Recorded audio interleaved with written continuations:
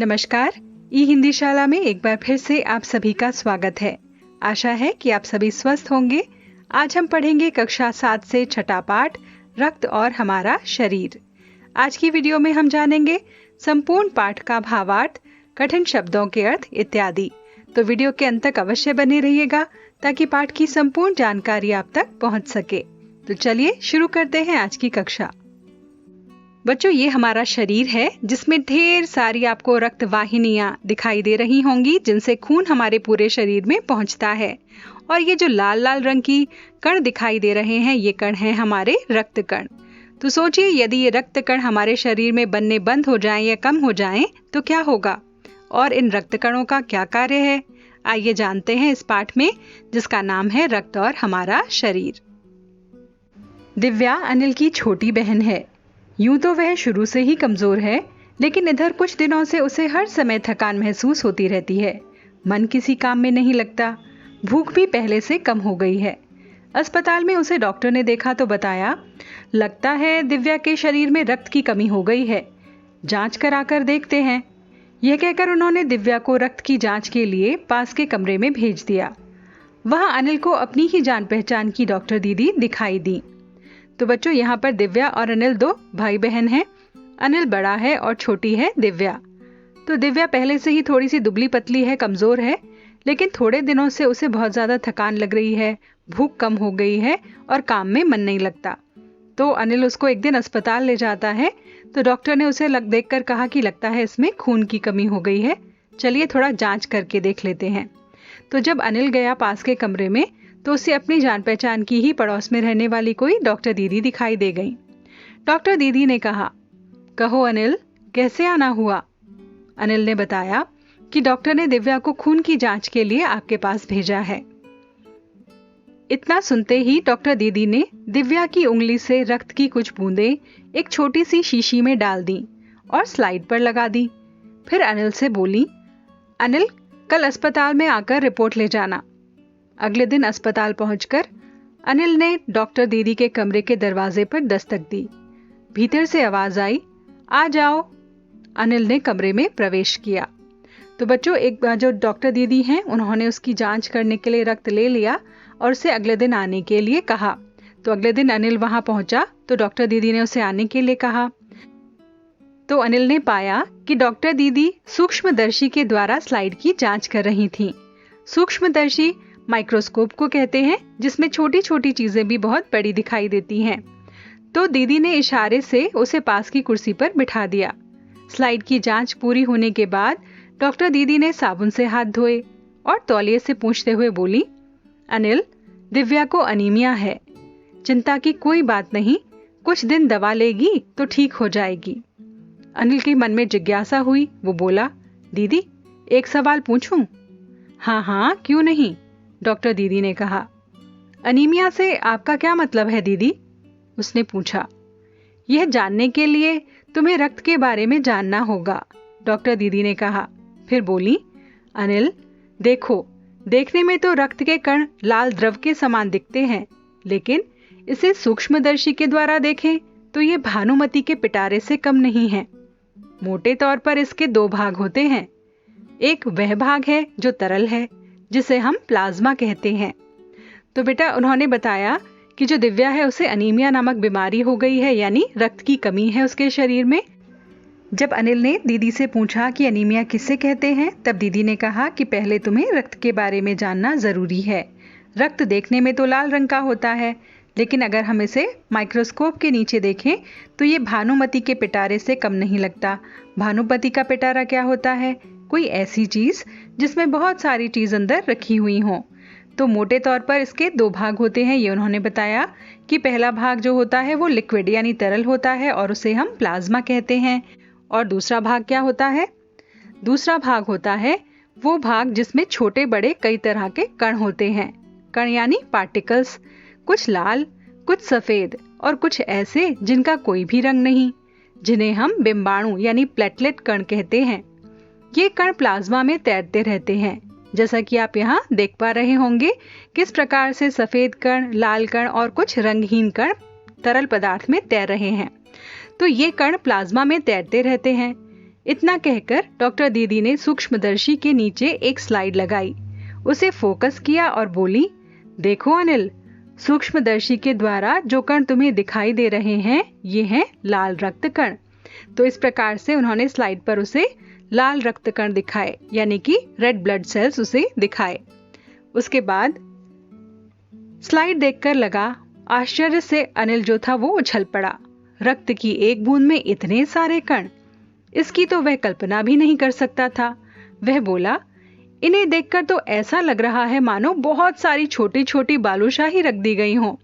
बच्चों, बालूशाही एक मिठाई होती है, जैसे आपको ये लाल रक्त कण यहाँ दिखाई दे रहे हैं, बिल्कुल इसी आकार की यानी इसी शेप की वो मिठाई होती है।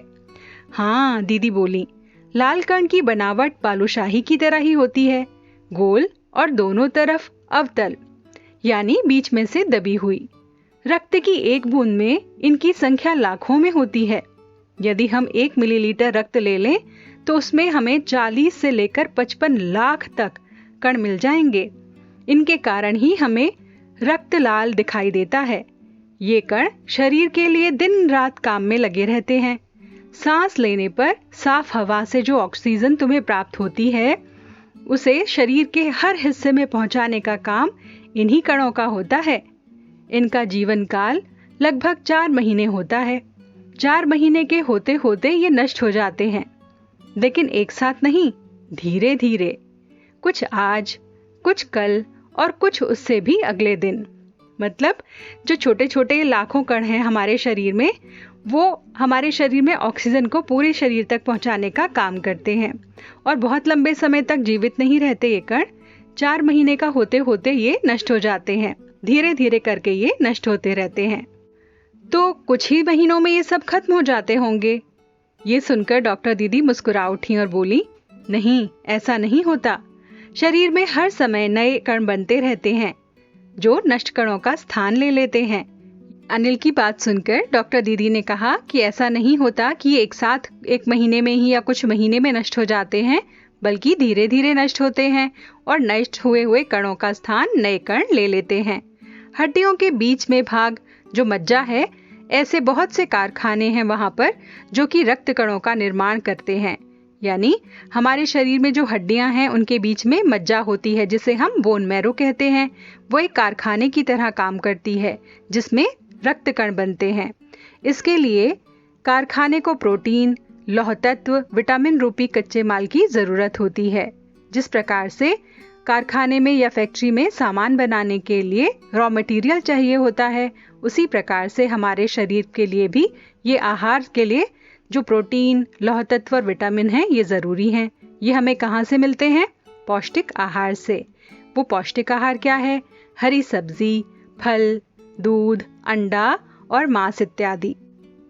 यदि कोई व्यक्ति उचित मात्रा में आहार ग्रहण नहीं करता, यानी पौष्टिक आहार नहीं लेता है, तो इस कारखाने को आवश्यकता के अनुसार कच्चा माल नहीं मिल पाता। नतीजा क्या होता है? नतीजा ये होता है कि रक्त कण नहीं बन पाते, रक्त में इनकी कमी हो जाती है और लाल कणों की इसी कमी को हम अनीमिया कहते हैं। तो बेटे, अनीमिया के बारे में पूरा उनकी डॉक्टर दीदी ने उसे बता दिया।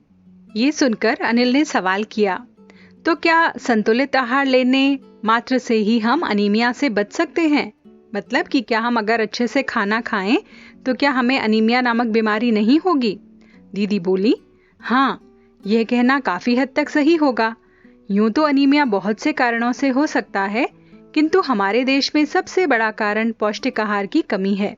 इसके अलावा इस रोग का एक और बड़ा कारण हो सकता है पेट में कीड़ों का होना। ये कीड़े प्राय दूषित जल और खाद्य पदार्थों के द्वारा हमारे शरीर में प्रवेश करते हैं। अतः इनसे बचने के लिए आवश्यक है कि हम पूरी सफाई से बनाए गए खाद्य पदार्थ ही ग्रहण करें। तो दीदी ने बताया कि ये बात बहुत सही है कि हम अगर अच्छा खाना खाएंगे, पौष्टिक भोजन खाएंगे, तो हमें अनीमिया नहीं होगा। लेकिन इसके अलावा भी एक और कारण है जिससे अनीमिया हो सकता है, और वो है पेट में कीड़े होना। और वो कीड़े कैसे होते हैं? खराब या गंदा जल पीने से या फिर भोजन खाने से। तो कहती हैं इसके लिए सफाई से खाना बनाएं और सफाई से ही भोजन को ग्रहण करें। भोजन करने से पूर्व अच्छी तरह से हाथों को धो लें और साफ पानी ही पिएं। और हाँ, एक किस्म के कीड़े और भी हैं जिनके अंडे जमीन के ऊपरी सतह में पाए जाते हैं। इन अंडों से उत्पन्न हुए लार्वे त्वचा के रास्ते शरीर में प्रवेश करके आंतों में अपना घर बना लेते हैं। मतलब केवल ऐसा ही नहीं है कि भोजन से या पानी से ही कीड़े पहुंचेंगे, वो जमीन की ऊपरी सतह पर भी होते हैं, जो हमारी खाल पर चिपककर हमारे शरीर से हमारी आंतों में पहुंच जाते हैं और आंतें हमारे भोजन को पचाने का काम करती हैं। इनसे बचने का एक सहज उपाय है कि शौच के लिए हम शौचालय का ही प्रयोग करें और इधर उधर नंगे पैर न घूमें, क्योंकि यदि हम नंगे पैर रहेंगे तो वो हमारे शरीर के अंदर आसानी से पैरों के रास्ते प्रवेश कर जाएंगे। इसलिए हमें साफ सुथरे वातावरण में रहना है, साफ जल पीना है और साफ साफ भोजन करना है। दीदी, ये तो बहुत ही महत्वपूर्ण बात बताई आपने, अनिल बोला। वह पल भर सोच में डूबा रहा, फिर बोला, आपने बताया था कि रक्त में सफेद कण और बिंबाणु यानी प्लेटलेट कण भी होते हैं। शरीर में उनका क्या काम है?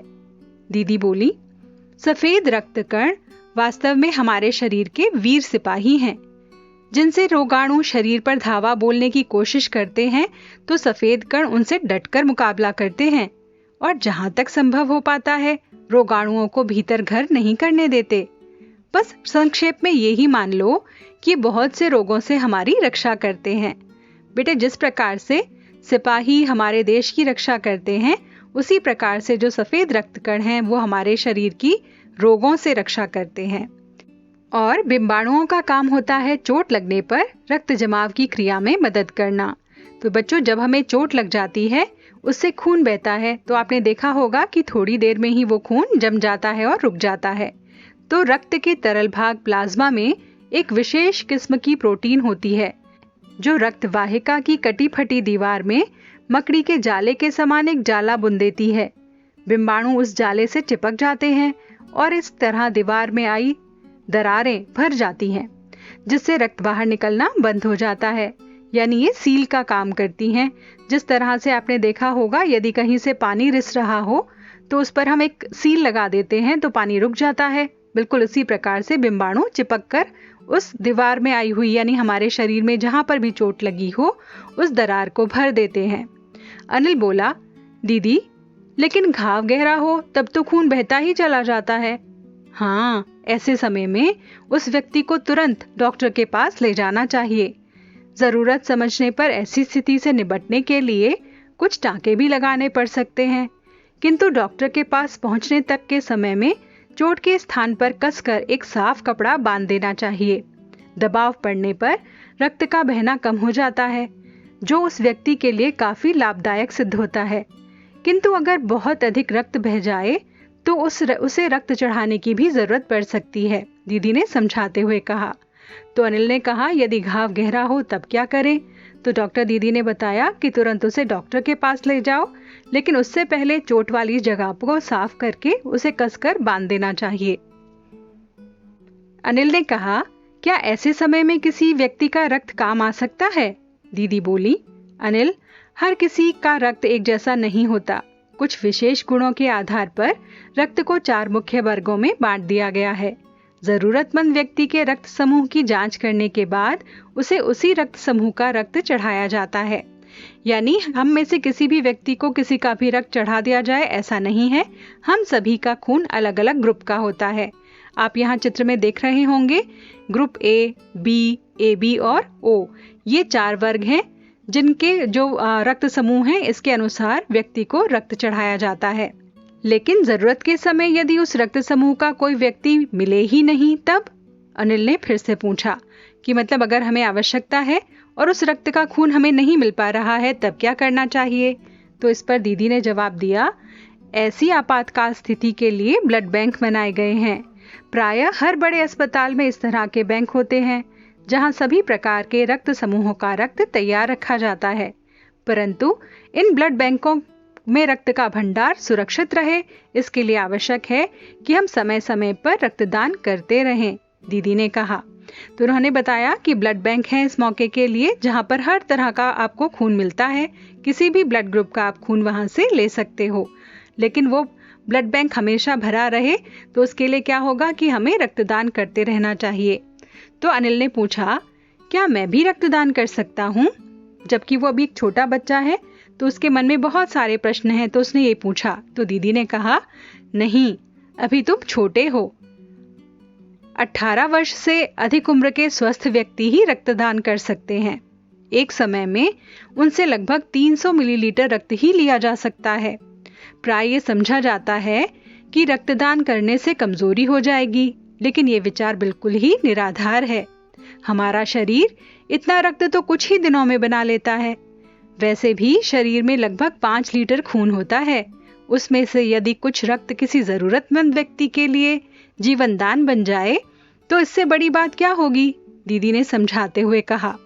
तो जब उसने कहा तो दीदी ने कहा कि नहीं, जब तक तुम 18 साल के नहीं हो जाते तब तक रक्तदान नहीं कर सकते हो, और एक बारी में केवल 300 मिलीलीटर रक्त ही दे सकते हो, जो कि कुछ ही दिनों में बन जाता है। हमारे शरीर में 500 लीटर खून होता है, तो इसलिए थोड़ा सा दान करने से हमें कोई कमजोरी नहीं होगी। फिर तो बड़ा होने पर मैं नियमित रूप से रक्तदान कर पाऊंगा, अनिल ने कहा। शाबाश अनिल, डॉक्टर दीदी ने अनिल की पीठ ठोकते हुए कहा। तो बच्चों, इस पाठ में हमने जाना कि रक्त हमारे लिए कितना जरूरी है, रक्त का कार्य क्या क्या है, और यदि हमारे शरीर में रक्त की कमी हो जाए तो हमें कौन सी बीमारी हो सकती है, और रक्त को हमारे शरीर में बनाए रखने के लिए हमें किस प्रकार का भोजन करना चाहिए, साथ ही साथ में रक्तदान करना क्यों जरूरी है और रक्तदान किस लिए किया जाता है। हमने ये सब इस पाठ में जाना। हमें आशा है कि पाठ आपको अच्छी तरह समझ आ गया होगा।